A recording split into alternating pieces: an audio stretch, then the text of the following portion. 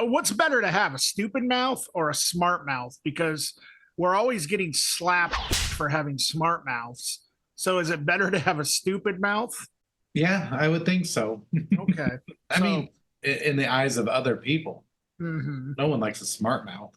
That's true. They all like stupid mouths. They want mouths to be lower IQs than usual. Yeah. Slow your rolls, stupid mouth.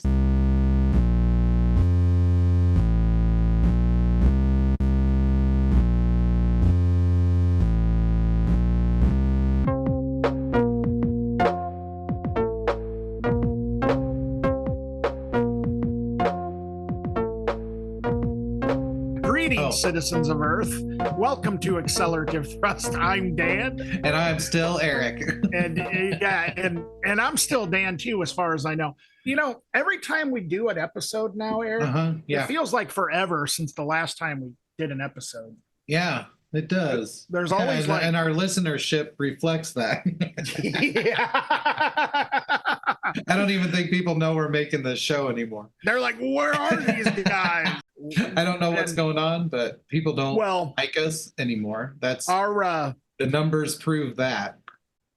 Like it really might just be you and I right now listening to this. Yeah, that very well could be. Well, that's okay. That's you know, that's why we do it. And yeah, we do for it for us. we do it for fun. Fun. Oh yeah, for fun. That's what I meant. Yeah. That's what it is. Fun. Let's just go with that.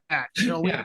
Hey guys, we're just doing this for fun. Thanks for joining us. Thanks for listening. Yeah. Well, anyway, not that you should pay attention to the numbers, because or anything that we're talking about here. Right. You know, we're just rambling. You know what? Just go ahead and download the episode or stream it, and then turn it off. I don't really care if you you listen to it. I need these numbers, man. What you just said is like the digital equivalent of when like all of those protesters bought NWA records and then burned them. Oh yeah. Eazy-E was like, you know what? They can do whatever they want. They bought them. The only difference is NWA was making money when people were shutting their music off. Yeah, that's true. So what we need to do, we need to figure out a way to make money when people aren't listening. Does that make any sense? Oh, it makes perfect sense. I just think the goal of the show just changed drastically. You know, we just want to make money. We don't care if you listen. That's our new approach. That's what it is. We just want to make money. We don't care if you listen. I am gonna have to say though, for what it's worth, there has been a lot of really great music coming out in 2024, and I am gonna say that like so far, the first 3 months of 2024 have been better for music, I think, than the last like 3 years. Whoa. In my opinion, like bold I think statement, guys. A lot of things have come out in the past 3 months that have literally blown my mind. A lot of things, and I don't know what it is. Maybe I just wasn't paying attention as much in 2023 and 2022, because there was a lot of stuff that blew my mind, you know, in the past 5 years. But I don't know, man. The first 3 months of 2024 for me has been super promising. Nice. Have you felt any of that same sentiment at all, Erik? You know, I got to be honest. I have so many albums in my library that I need to listen to that it's ridiculous. Yeah. So I have so many from 2024 that I still need to listen to. Yeah. So here's something that I kind of thought about. So the last 2 or 3 years, I kind of used that method where I was looking for stuff like, and just kind of being like, okay, I'm going to put this in my library. And then I ended up with like a whole stack of like records that I didn't end up listening to, or just got to like really late, like the following year or something, you know? Yeah. And so what I've been kind of doing this year is I've sort of been going with like each month I'll find like 3 or 4 releases that really sound appealing to me, you know? And then I'll put those on, and then I'll put those in a playlist, and then I'll just kind of like listen to those on repeat, because what I found that I was doing in previous years was I was listening to like records once or twice and then moving on to the next thing. You know what I mean? Right. And now I'm kind of like listening to things on repeat and getting Cool. more. I feel like I'm becoming more familiar with the records that I'm choosing to review. Yeah. And so it's almost like a less is more philosophy this year. Sure. That makes sense. Yeah. And I don't know why I decided to go that route this year. I get it. It's overwhelming to have 10,000 things to listen to. So. Yeah, no, absolutely. And so yeah, I think that's maybe why I'm feeling that way too, is I'm just sort of like, well, I guess like there's no better way to put it than the stuff that I'm picking is the stuff that I'm just like, okay, this sounds really good, you know?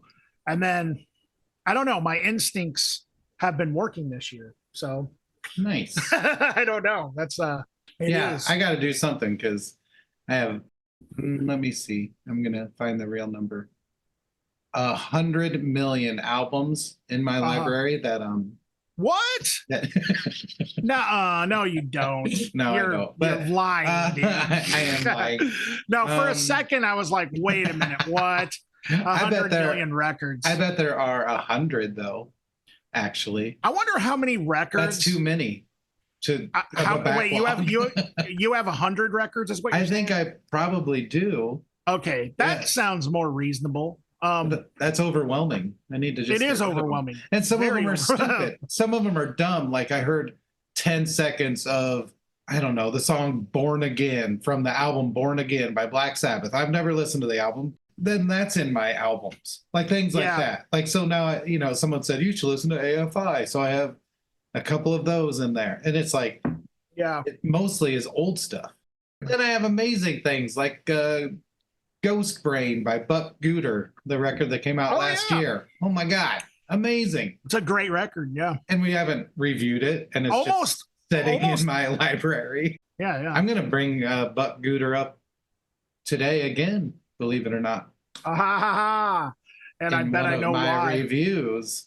I can kind of see why. Oh, okay. I'm guessing in my mind what specific album that we are going to review that you're going to bring the reference to Buck Gooder, and I can see it. Since we're talking about music in 2024, we should get to those records, man. All right, let's get to them. Come on, everybody, it's record time. All right, so my pick for this episode is from a band called Cheekface, and the name of this record is It's Sorted. Cheekface are a band from LA. They consist of Greg Katz on guitar and vocals, Amanda Tanner on bass and backup vocals, Mark Edwards on drums, and then they have what I assume to be some traveling live musicians and maybe some studio musicians on the record. And the reason why I say that is because I've seen live performances of them on YouTube, and there definitely was more than 3 people up there. So I don't know, maybe they have a touring second guitar player or something like that. Not sure who that is, but this record is awesome. Pretty much from the moment I heard this band, which was last year on a KEXP segment, I at first was just really intrigued by them because they had a sound that I couldn't quite nail. It totally reminded me of some stuff I heard, but then totally sounded new and fresh. And I think that that's really where this album sort of lies with me. In all honesty, I'm not gonna spill the beans. Like I had mentioned, Erik, 2024 so far has been a really good year for music to my ear. But I mean, it's really early to declare this, but so far, this has been my album of the year. So far. Nice. So there's a few places where this record kind of goes. On one hand, it's very kind of upbeat and almost sounds, I don't know, like it sounds like something you listen to kind of get through the day. But on the other hand, it also seems very kind of satirical, and is some pretty dark and apocalyptic content lyrically. The way that I kind of the sort of feeling I get from this record is it addresses a lot of societal problems and social problems, even economic problems. So there is a little bit of politics in it, for lack of a better way to describe it.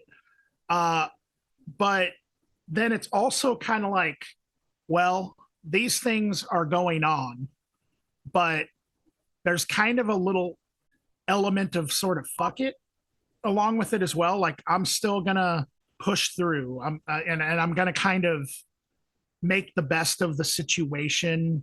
And so that's where kind of maybe the upbeat sort of aspect comes along.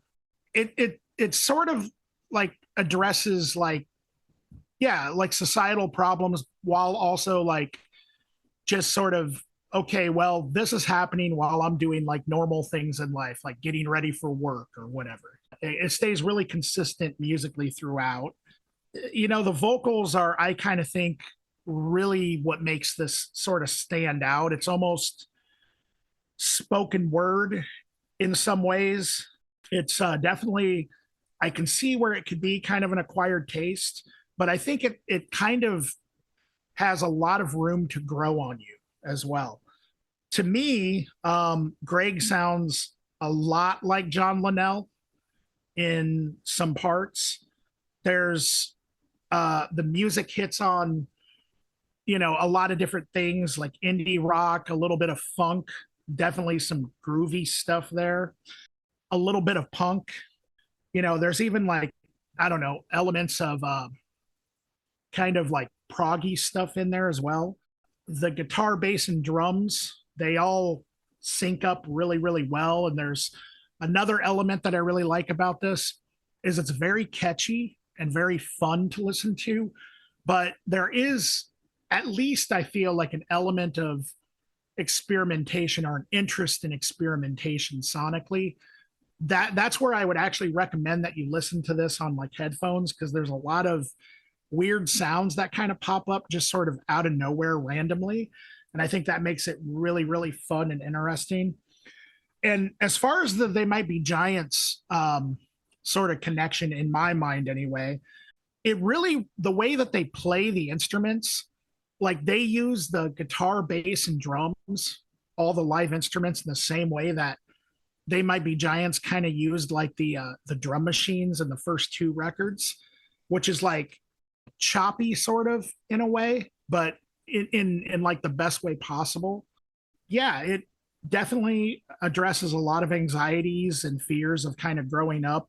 But at the same time, I think that there's sort of like this insistence on sort of laughing about it, or just sort of like saying living is kind of absurd. That's what I kind of got out of it. And that's definitely the kind of humor that I can relate to. So for me, this record is very, very relatable. As far as the stuff it reminds me of, I already mentioned They Might Be Giants 100%. Like I said, I think Greg's vocals sound a lot like Linnell's. I think definitely there's a Talking Heads sort of element here. I think Cake for sure. Modest Mouse, especially like the later Modest Mouse. There's even like an element of like Weezer and Vampire Weekend. And yeah, very catchy choruses and a really fun album. What did you think, Erik? Yeah, I agree that this definitely fits in with a pretty specific kind of sound. Yeah, I really liked it. And I think that for me, sometimes things that are a little more novel, it's harder for me to get into. But how I felt about this at the end of listening to the record versus the beginning was pretty different. So I just wanted to say that because I know, you know, maybe some of our listeners are the same way. And I would push them to listen to the whole thing if they're going to check this out. So yeah, Cheekface, I think it's, like I said, very like novel, really goofy. But I do think that, like you said, there's, I don't know, it's poignant in its absurdity. Like it's making a point to point out that absurdity. and at times that is really funny, and at other times it can be kind of thought provoking or even slightly dark, like Dan said. But yeah, I agree that the music, like the voice and the singing, is what's happening. I think that it kind of feels like the music is a delivery system for the singing. It's talk singing for the most part, and that's cool. You mentioned Linnell. I agree with that too. But also John McCrae from Cake, big time. A combination there. But yeah, overall it becomes, I think, more varied, more interesting as the album goes on. And there might be a level of that that's just me getting used to the sound and digging deeper while I listen instead of having sort of an instant reaction like I did at the beginning of the album. So I don't know if the album actually does kind of open up and change a lot as it goes on, or if that was my perception. That's an impossible thing to prove either way. But yeah, the music for the most part, I think, is made up of like fairly standard rock instrumentation. Like if you're listening, a lot of times you're hearing drums, bass, guitar, but it's very like separated and sparse, but really a full sound too. It's kind of jangly, but also kind of rigid too. So lots of different approaches musically. My favorite parts of the music were the female vocals and the synthesizers. I think both of those things added a lot of depth to what was happening. But yeah, I do think this falls kind of in with other, I don't want to say novelty groups because I know that is a terrible thing to say, but it's kind of like saying pop or pop punk. Like these are descriptors that we use because they're the closest thing we can come up with. So I don't mean any disrespect by using that term, but other sort of novelty adjacent groups, it's really clever, quirky, light and fun, but also with some, social commentary, sort of existential questions and things like that are worked in to what's happening. I wonder what the live show is like, because I can see them possibly having like this huge following where everyone knows every word, and while they're performing and everyone's speaking and singing along the whole time. And so that would be really fun to see as well. But yeah, I thought it was really cool, and it's not something I would generally seek out, but upon listening to it, like I said, by the end of it, I was like, wow, they really tried some stuff out. This went a lot of places, not just sonically, but mentally. Like it's pretty cerebral stuff. And so I would suggest listening to it a couple of times, because you're probably going to miss half of the things that are being said. It's quick and it's quirky.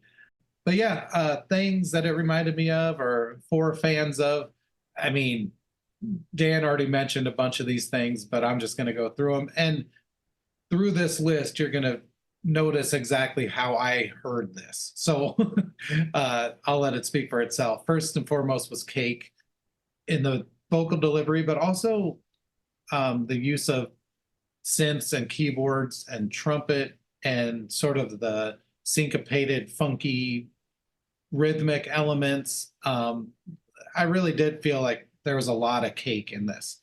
The Presidents of the United States of America, mostly like lyrical content and delivery. And when they rocked, they rocked. So great comparison. Yeah, I got a few. They Might Be Giants, you already mentioned. Talking Heads, you already mentioned.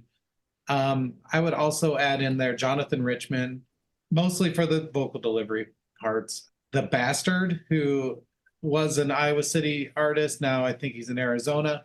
But if you like The Bastard, this is along the same lines. This is a weird one, but the Buggles.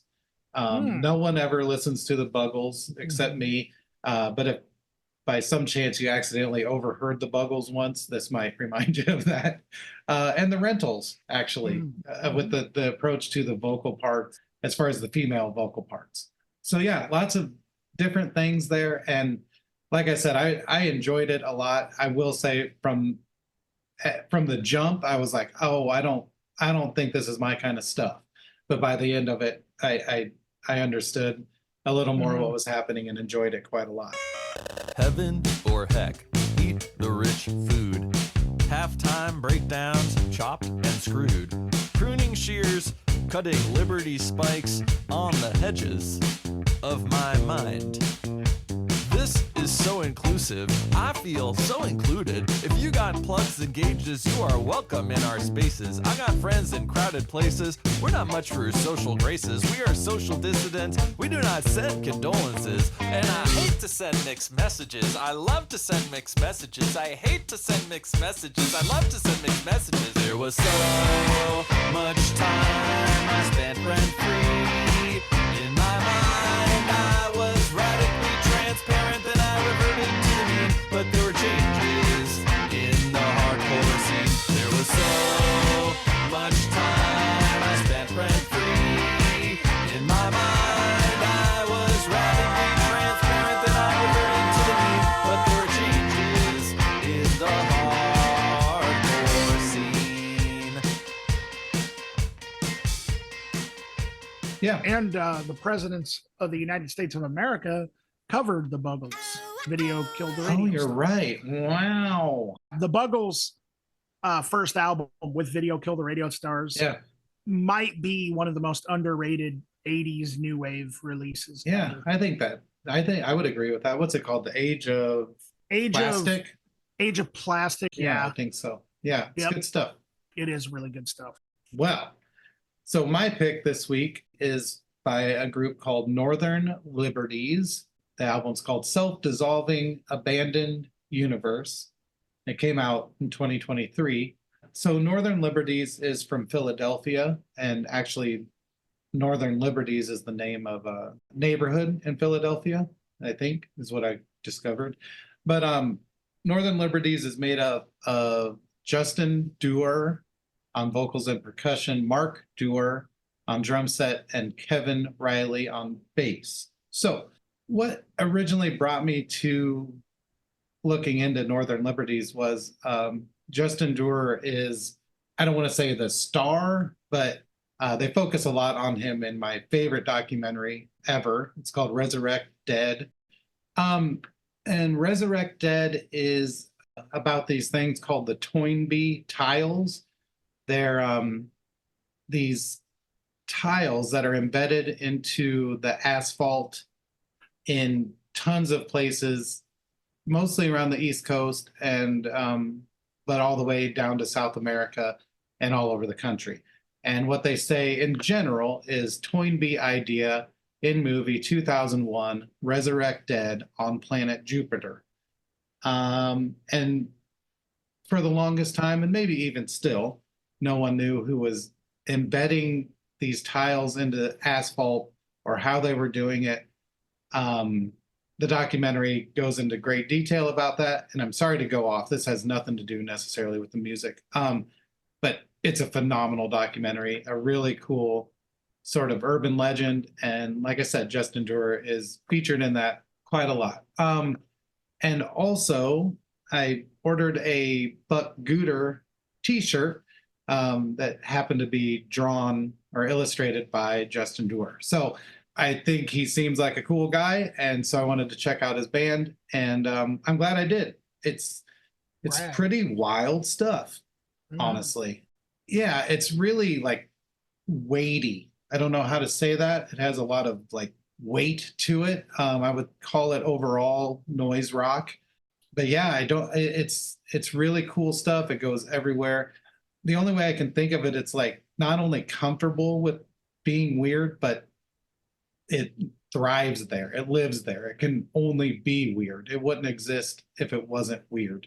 And so I think that's a lot of fun. Like when that's sort of the goal is push boundaries, I think this is the kind of music you come up with. But yeah, it goes a lot of unexpected places and sort of like perilous feeling places musically. Like the whole thing's going to fall apart at any second. And maybe it does sometimes. But sometimes it comes back to this solid core of the bass and the drums. Like that part is always keeping the whole thing together, even if it starts to spiral out and get really wild. Like I said, the percussion is really heavy, and the bass is right there with it. Like it's just a really heavy, solid core. And I don't mean heavy like heavy metal. I mean heavy like solid. Just yeah, like I said, it has some weight to it. But also it's very sparse at times, and it allows itself to sort of blossom and grow, and also, like I said, kind of fall apart at times. Really psychedelic with the vocal processing. I would say overall it's pretty dark in tone and content, but also very energetic. Energetic more than aggressive, if that makes sense. I think the level of effects on the vocals and sort of the unexpected melodic and calm moments keeps it from seeming like an aggressive statement. It's more just like a emotional kind of heaviness. I don't know how to say that exactly, but it's not angry, I guess is the easiest way I could say it, or doesn't seem to be angry, more just like expressive. Yeah, the vocals are delivered mostly in a shouted manner, sometimes sort of atonal, but it makes every track feel very emotive, very genuine. Like I don't doubt for a second that this group is saying and producing exactly what they want it to be. And I think the emotional part of it is a big element of what they're trying to do here. I think the production is really great. Everything is crystal clear, separated, which is pretty amazing for the level of chaos that's happening at points, because it could be very muddy with all the overlapping noise that is happening at times. It was recorded by Steve Albini at Electrical Audio, which I'm sure helped to separate those things sonically. Those things were considered, and you can hear it. But yeah, I don't have a lot else to say, except I thought this was really cool. And when I started to list things that it sort of reminded me of, or for fans of, I was thinking, man, I hope Dan really likes this, because he likes a lot of the things that I think this sounds like. So yeah, things that I would sort of compare it to Public Image Limited. And that has a lot to do with not just the drumming and bass, like when you listen to Flowers of Romance or whatever, the Martin Atkins drumming is very present, but also the way that the vocals are delivered, really reminiscent of John Lydon. I think someone might disagree with that, but other things that reminded me of Daisy Chainsaw, who I don't think gets enough love either, but it sort of had that feel to it. I felt a big Swans presence, Ministry, No Means No, Fugazi, Big Black / Shellac. Yeah, just, that kind of thing, kind of like lightning bolt kind of feel sometimes, But yeah, I had a lot of fun listening to it. I found it to be really mysterious and cool. And maybe that's me bringing some of that Toynbee Tiles stuff to the thinking. But yeah, it felt like it was about some sort of archaic knowledge that Northern Liberties is trying to let us in on. So yeah, what do you think, Dan? Well, I loved it. And so you were right about that, Erik. What's interesting is, in a lot of ways, I think we heard it similarly, but in other ways, I think I definitely heard things radically different. Oh, nice. So this is kind of interesting because I agree with your assessment of all the noise rock sort of bands that you mentioned. I think that definitely applies here for sure. Now, sonically, this is definitely one of the most interesting records I've heard. Just like the Cheekface record, I also recommend listening to this on headphones. Mm-hmm. For me, I maybe heard a little bit more metal than you did, because for me, this was definitely a combination of 90s, 2000s era. The best way for me to describe it would be like alternative metal, because I definitely feel like it's, and it also kind of depends on what you consider alternative metal too, because on one hand, you could say alternative metal is Limp Bizkit. You know what I mean? But on the which is definitely not what I think this was by any stretch of the imagination. But on the other hand, you could also say Helmet is alternative metal, you know, or even like Rollins Band or whatever. But I'll get to that. But here's the thing, and this is where I strongly agree with you, Erik. It's got a lot of key elements of metal to me, but it's not quite there. It has a lot more in common with noise rock than metal, for sure. And so I do think that your assessment of this being more noise rock for sure is spot on, because that's definitely how I viewed this, more so than, like, I wouldn't call this a metal album by any means. And the thing that I really liked about it is the instrumentation. The guitar and bass, I feel, were just really, really tight and kind of tightly controlled. But then I feel like the drums and the percussive element had kind of a looseness to them that really combined together, created something that was really interesting and made it stand out. There were times where the drums were very like tribal and percussive. And I think that there was probably a lot of different percussion instruments besides just your, you know, snare and floor tom and cymbals and what have you. And then just all of that coming together. It just sounds great. The performance is amazing. The one thing that really makes this record stand out to me more than anything, though, is the vocals. Like, to me, for this style of music, the vocalist has a really, really unique voice. And what did you say his name was, Erik? Justin Dewar, I think is how you would pronounce his last name. Yeah. Justin Dewar, yeah.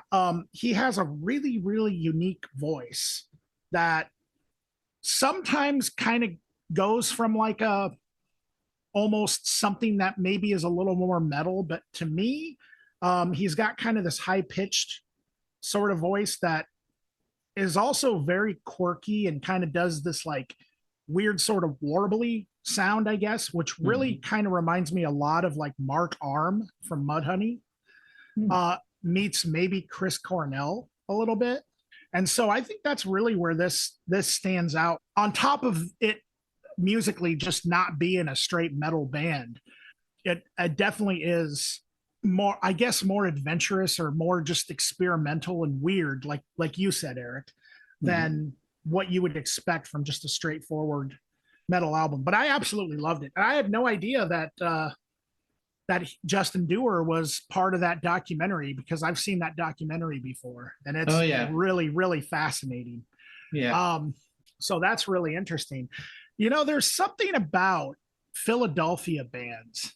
I've kind of, it sort of seems like Philadelphia bands are kind of interested in sort of standing out a little bit, you know?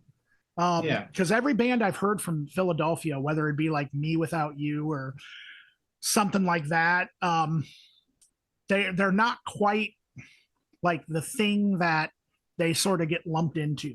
You know what I mean? Sure. Yeah, Philadelphia bands are just, I got to shout out Philadelphia, not only for the cheesesteaks, but for the music. But anyway, now I'm getting off track talking about food. So Northern Liberties, Self-Dissolving Abandoned Universe. I really like that title. Yeah, this is a winner, man. So the stuff it reminded me of, and like I said, I want to preface this by saying I agree with every selection that Erik said. But for me, this reminded me of Soundgarden, but more so early Soundgarden. Melvins, the way that this band sort of approaches the music and the weirdness of it, this reminded me a lot of Melvins. Caius, because especially the vocals, those vocals, that's another vocalist that I would say this vocalist sort of reminded me of, was the singer of Caius. I would say, now this is kind of a weird one that might puzzle you a little bit, Erik, but Anthrax. And the Anthrax era that I'm specifically talking about is the John Bush era, like Sound of White Noise. Okay. as opposed to like Among the Living or something. Yeah. So cool. Reminds me kind of that a little bit. The Butthole Surfers, there's the noise rock sort of element coming in. Harvey Milk. Harvey Milk was kind of, I wouldn't say this really sounds like Harvey Milk, but I would say that Harvey Milk was similar in approach in that almost kind of metal, but not quite there sort of thing. And definitely an experimental side to him. Today is the Day. That's another situation where it's like not quite metal, noise rock for sure. Boris a little bit, certain Boris records, not everything that Boris put out. And then, yeah, I would also definitely say Fugazi, and particularly because of the bass lines. Bass lines definitely had like a Joe Lally feel to me for sure. So yeah, overall, I really like this. I think we definitely heard things slightly different, but also quite the same as well. Yeah.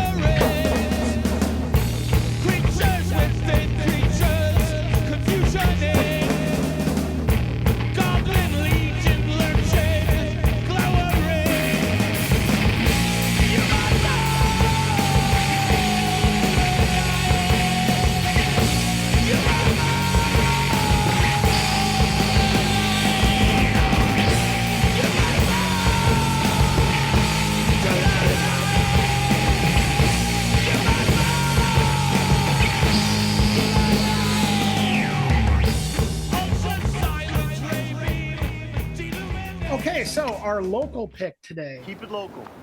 Band from Iowa City, Soup Riot. I like that name. That's a really cool name. So they consist of Caleb Slater on vocals and guitars, Jada Garcia on drums, Brandon Fable on bass, and Tom DeLonin on guitar.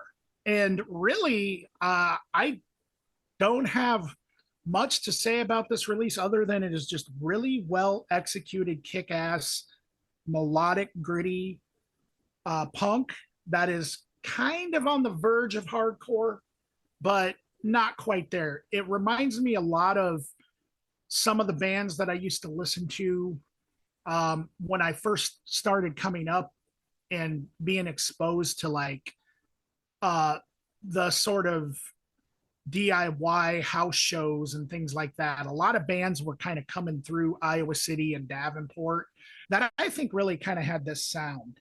It's really anthemic. There's a lot of stuff on this record that I feel a lot of the fans of this band would probably be passionately screaming along to the vocals, to the lyrics. So catchy. And you know, at 43, I'm super impressed with this, but if I was 18 or 19, this would totally be my jam, like 100%. And I would probably be, catching them at every show that I possibly could. Caleb, excellent singer for this group.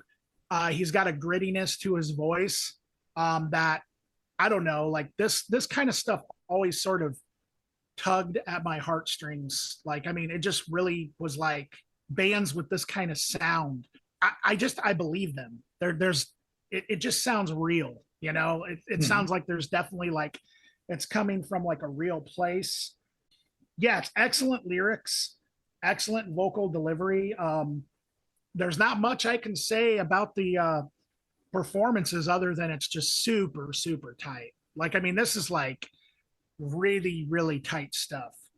I don't know if they recorded it live or if they tracked it, but it's like almost perfect, just the way that the songs come out. And it's really quick because it's 5 songs, but it really just knocks you over. It's really energetic, really, really fast. And just honest. Yeah, I wish I could say more, but I mean, it's kind of left me sort of that speechless. Like this is the kind of stuff, that I kind of grew up on, and I'm glad to see that there are, kids still sort of keeping this sort of sound alive. The stuff that this reminded me of right off the bat, Against Me, because it has that grittiness that Laura Jean Grace has in her vocals, and but also just extremely melodic and sing along, and it's sort of on the verge of both hardcore and pop punk, I guess is the best way that I could describe this stuff. Jawbreaker, for a lot of the same reasons. Hot Water Music reminds me a little bit of Small Brown Bike, Lawrence Arms, The Broadways, Rancid. A little bit of like stuff like At the Drive-In that kind of creeps its way in here too, I think. Yeah, I think this is just really yet another impressive Iowa City punk band, and it's just awesome to see that punk rock is still alive and well in the IC. What did you think, Erik? Soup Riot. I thought it was pretty awesome stuff. As you know, I don't have as much of a deep knowledge in this kind of music as you do, and so some of my takes are probably stupid, if not completely wrong. But I enjoyed it a lot, and I'll talk about what I enjoyed. But yeah, a little bit of grace would be appreciated. Mm-hmm. But yeah, the way I described it was sort of like super melodic, screamo laced punk. I don't know if that even comes close, but I did find it to be melody based, but delivered in a pretty yelly, screamy way. Again, I didn't feel it was aggressive, more just emotive. But yeah, I think there were some really fun deviations that happened too. Like I feel like it kind of veered into folk / Celtic punk a little bit. I think there were moments of no wave and even goth in some of the guitar tones, effects, mood. But yeah, they cover a lot of different ground musically, even though I think it is pretty securely what it is. I think they still take a lot of chances. Like I said, the vocals also cover a lot of ground. They go from clean to screamy to yelling, but always melodic and always paying attention to that element of it. And I wouldn't say this is pop punk, but I think that focus on melody is something that is similar. But yeah, really great performances all around, super tight drums. The guitars are cool. They have some dirt on them, but I found that the cleanness of the tone to be unexpected and also really effective. It kept it from feeling kind of samey, which the stuff I've listened to that's similar. Sometimes the guitars are just doing like a heavy, distorted, dissonant kind of sound, and that's what you get. I really enjoyed the bass playing. I felt like it was very free and like moving, and just sort of propelled the songs, which is awesome. I would love to see this live. It's super high energy, so I'll have to keep my eyes out for that. But yeah, like I said, the things that I'm going to compare this to, I'm just an old man who has only dipped into a lot of the punk stuff after the 90s, or even during, kind of. So yeah, I heard things that reminded me of All, Bad Religion, Against Me, Face to Face. And I know that some of those might apply and some of them might be way off, but that's what I have to draw from in my toolbox. So yeah, I loved this. I thought it was super cool. And like I said, I can't wait to see it live. I think all of those picks are absolutely 100% valid. Especially Face to Face. I didn't really think of that one. Mm-hmm. I just thought vocally it was. Yes, yeah, absolutely, 100%. But overall, Soup Riot is 100% like their own take on this thing, And for sure. Yeah, it's fantastic.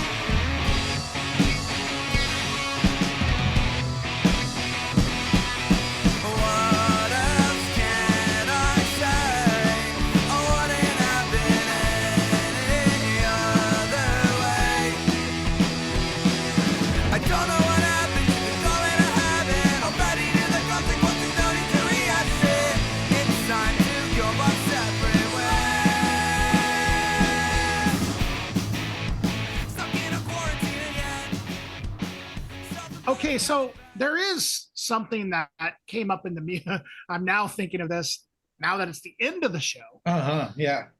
There was something that came up in the music world news that I thought was sort of, I guess, interesting. Are you familiar at all with with Lizzo?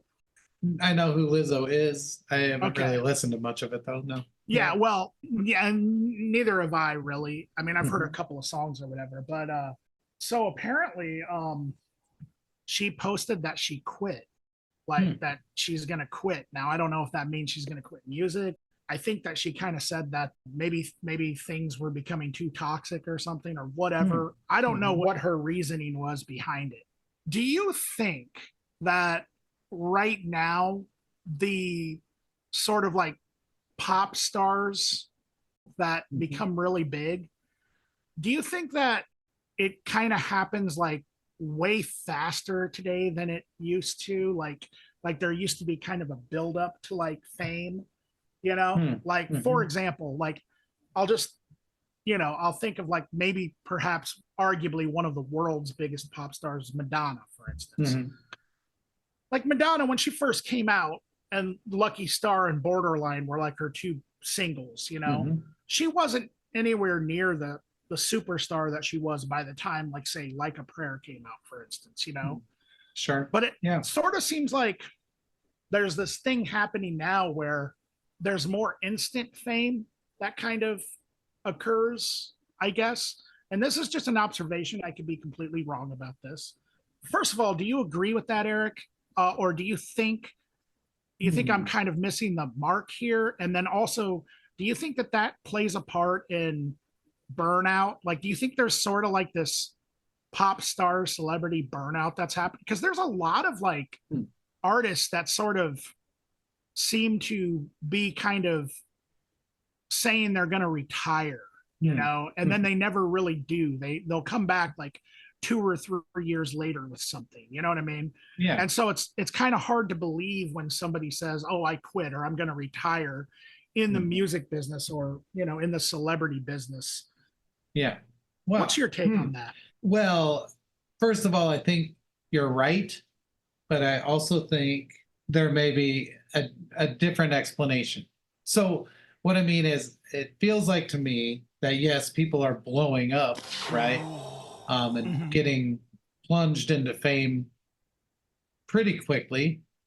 Sure. But I also can see how that's the same as like one-hit wonders, from all time periods of pop music, but especially in the 80s, I think like a band would or an artist would go from basically being unheard to being humongous, like huge stars, like to the point that we still remember their names now, even though there's really no reason to. Like Kaja Gugu, there's no reason that name should be in my brain at all, but I guess what I'm saying is I think that sort of instant fame has been there for a long time. To me, the difference is probably that you can score some extra longevity now because you can keep your presence alive, regardless of if they're playing your videos or playing your songs on the radio anymore. You still get to interact with your fans and put music out and promote yourself. So that part's kind of different, that you can maintain that fame a little bit more. But also I think people are in tune and comfortable with saying, like, for my mental health, like observing mental health as a reason to take a step back or make changes in what you're doing. Like, I think that's way more acceptable now than it ever has been. So I think that all your assessments are right, but I just think things have slightly changed, and that's where that change comes from, even though some of that existed before. I don't know. That's a really good point. I didn't take into account that, there are more people that are sort of keeping checks and balances. Part of it too, and a big difference from the one-hit wonders from the 80s is that there's kind of a push, and I think this is kind of an example of where you could actually talk about the downside of streaming.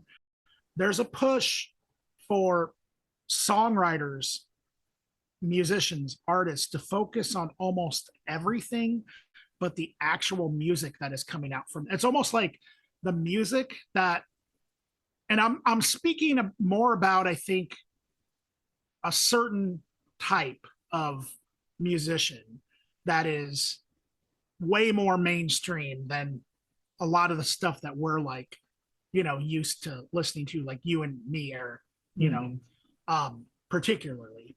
I think that there's more of a focus on everything else but the actual music, because more people are streaming, especially when it comes to like, I'm assuming that more people who are into like pop music probably are more into streaming or just listening to the radio, because it used to be you had to buy a CD, and a lot of the people that were into pop music really only wanted that one song they heard on the radio. Well, now you can just get that one song on Spotify, Apple Music, whatever, True. So people aren't really buying these artists full records. And so there has to be like a way for these artists to make more money.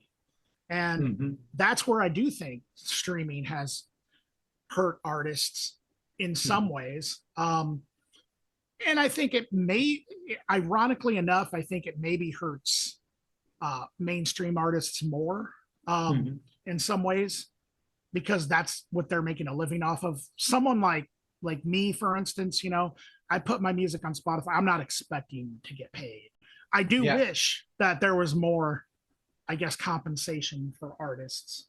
But anyway, in the 1980s, Kajagoogoo, the example you used, for instance, the only thing they really had to go off of was their song. Was their music. Kajagoogoo wasn't having their own Happy Meals at McDonald's. I do think, and this is warning, kind of a boomer take here. But I do think that is maybe one way that you could argue, if you wanted to, that streaming services has maybe cheapened the value of music sometimes. You know what I mean? Yeah, for sure. It's more focused on other things besides just the music. And so a lot of times artists will focus more on these other endeavors than the actual music itself. People aren't really necessarily, I feel, sometimes going to pop artists for the music solely. It's more like a cult of personality, if you will. For sure. Yeah. I think that's another big difference. I don't think that, with a few exceptions like Michael Jackson and Madonna, the one-hit wonders weren't being made out to be these super big celebrities like they are now. Like, you didn't see like Kajagoogoo or Flock of Seagulls like all over the place. You know what I mean? Right. Duran maybe at the time, Yeah. So that also makes me wonder if Madonna, Duran or Michael Jackson existed today, or was just getting started today. I wonder I do wonder sometimes, like, I wonder about weird stuff like this. Like, what would the career arc be like today? Yeah. It's way different. To me, it feels like when things were sort of controlled by radio and then subsequently MTV, it was a smaller pool of people that rose to that level. So what I mean was, like, part of the reason the Beatles and the Stones and Michael Jackson and Madonna and things are so big is because, honestly, it feels like we had less exposure to, all the artists. And now literally we have everything by everyone available to us at all times. Yeah. It's sort of I don't want to say watered down, because I don't mean that. It's just sort of like diluted. We just have so much music to pick through. I don't know if Michael Jackson would have been given the grace for the time between the Jackson 5 and his solo career. Like, I don't know if someone would have heard Lucky Star and been like, this is the future of music. Like, they might have been like, oh, that's a cool pop song or whatever. So it is hard to know what it would be like now for those artists. like Yeah. impossible to know really. Yeah. I don't know. It's interesting because you do get more exposure. This is one thing about the whole Spotify like debate or whatever. Mm-hmm. I don't know if you're an artist that was never really going to survive from what you make on music, the exposure has value too. You know, like Right. the fact that my music could be listened to, it's not obviously, but could be listened to by anyone on earth. That's insane, Yeah. you know, to think about. Well, we learned a lot today. Yeah, what did we learn today? Well, we learned about how it was different back in the 90s again. And how it's we learned about records and music like we always do with every episode. 2024, great year for music so far. That's what I learned. We talked about the Toynbee tiles just for a second. Oh yeah, but everyone should check great out. Documentary. It used to be on. That's kind of an old documentary, isn't it? It is. Yeah, I still watch it probably. I don't know. Every 6 weeks, I probably watch it. Yeah, because it was on. I really love it. Yeah, it was on Netflix for a while. Yeah, I think it's on YouTube now. Yeah, but I don't know where you can legit stream it. But yeah, it's great. Good stuff.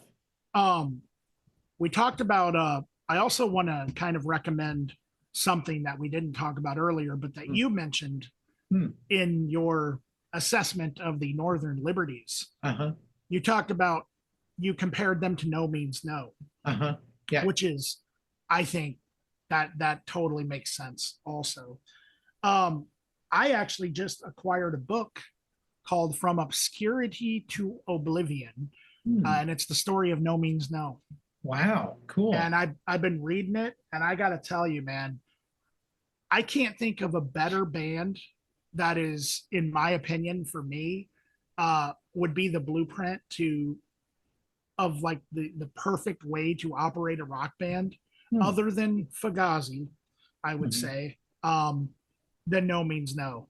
It just sounds like they were like some of the nicest people and still are to this day. And that is just like, you don't hear that about you didn't hear that about David Lee Roth, you know? You didn't hear that about Gene Simmons. No, if anything, they made sure to dust the coffee table.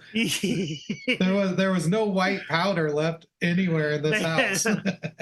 They made sure that the M&Ms were separated by color. Wow, but pretty good book, right? Yeah, oh, it's a great book. But don't take my word for it. But man, all right. What do you think? Let's call it a day. Yeah, let's wrap it up. Thank you for listening, everybody. And if you want to throw any compliments, criticisms, or you just want to talk, or if you have anybody you'd like to recommend us review or talk about or interview or whatever, or if you are in a band that wants to be reviewed or interviewed, just send us an email, accelerativthrust@gmail.com, or you can message Accelerativ Thrust through Instagram or Facebook. Yeah. And all that stuff. All that stuff. So wow. We will be signing off for today. Okay. Bye. Bye.